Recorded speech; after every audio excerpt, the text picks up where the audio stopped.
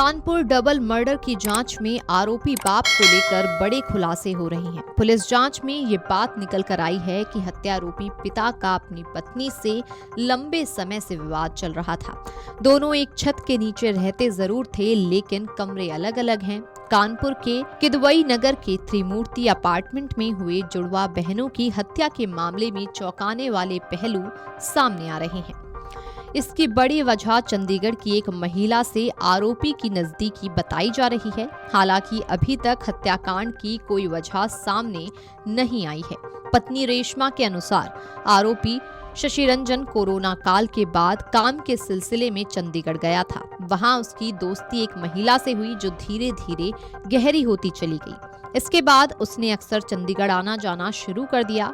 बताया कि वो कई दिन तक काम का बहाना बनाकर वहीं रुकता था, जिससे घर में तनाव बढ़ने लगा।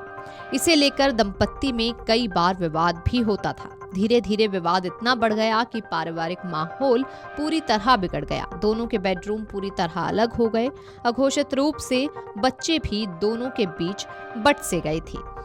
पुलिस अधिकारियों के मुताबिक आरोपी के मोबाइल फोन और कॉल डिटेल्स खंगाले जा रहे हैं, जिससे ये पता लगाया जा सके कि चंडीगढ़ की महिला से उसका संपर्क कितना गहरा था और इस विवाद में उसकी क्या भूमिका रही।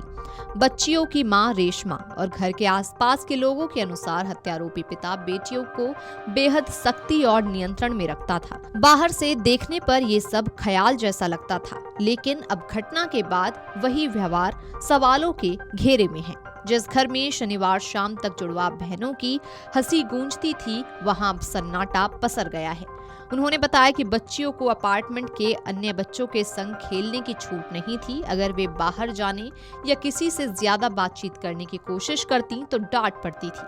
कानपुर के किदवई नगर के ब्लॉक स्थित त्रिमूर्ति अपार्टमेंट में शनिवार देर रात पिता शशि रंजन मिश्रा ने अपनी 11 साल की जुड़वा बेटियों रिद्धि और सिद्धि की हत्या कर दी। आरोपी ने एक एक कर दोनों बेटियों की गला दबाकर हत्या की। बचने की गुंजाइश न रहे, इसलिए गले पर चापड़ रखकर हथौड़े से वार किए। आरोपी ने वारदात से पहले बच्चियों को नशीली दवा भी खिलाई थी। पूरी वारदात कमरे में लगे सीसीटीवी में कैद है। हत्याकांड के 1.5 घंटे बाद आरोपी ने तड़के खुद ही पुलिस कंट्रोल रूम पर सूचना दी। मौके पर पहुंची पुलिस को बच्चियों के रक्त रंजित शव बेडरूम के फर्श पर पड़े मिले। पुलिस ने दूसरे कमरे में 6 साल के बेटे संग सो रही मां रेशमा को जगाकर हत्याकांड की जानकारी दी तो वो बदहवास हो गई। पुलिस ने आरोपी को गिरफ्तार कर लिया। हालांकि उसने पुलिस के सामने बेटियों की हत्या का कारण नहीं कबूला है। लखनऊ निवासी बैंककर्मी विवेक गुप्ता का त्रिमूर्ति अपार्टमेंट के भूतल में G4 फ्लैट है।